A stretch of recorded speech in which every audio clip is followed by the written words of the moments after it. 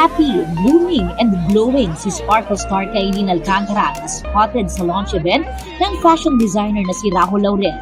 In her love yourself era raw siya na binibigyang importansya ngayon ang kanyang personal growth. Masaya ang buhay ngayon. Growing, evolving every single day. Sa event, reunited pa sila ng kanyang Beauty Empire co-star na si Rufa Gutierrez. Matapos gumanap bilang Shari De Jesus sa Beauty Empire, break muna sa acting si Kailin. Pero pinaghahandaan na raw niya ang mga gagawing projects for next year.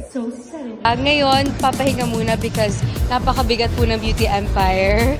At sobrang proud ako sa ginawa namin. Actually, ngayon kasama ko si Miss Rufa. And I'm just so happy that I created a family there. Sa nakalipas na mga buwan, pagta-travel for work and leisure ang pinagkaabalahan ni Kai. Noong August, kasama si Kailin sa Sparkle World Tour sa Canada.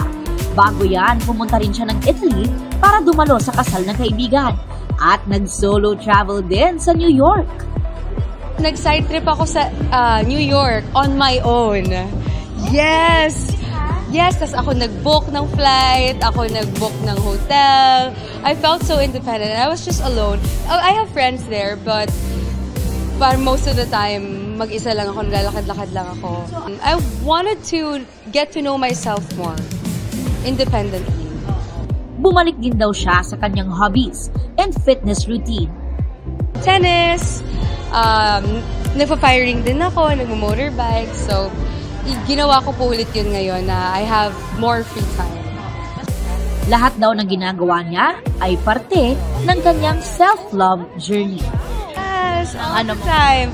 Feeling ko dapat buong buhay mahalin talaga natin ang ating mga sarili. Aubrey Carampel, updated sa showbiz happenings.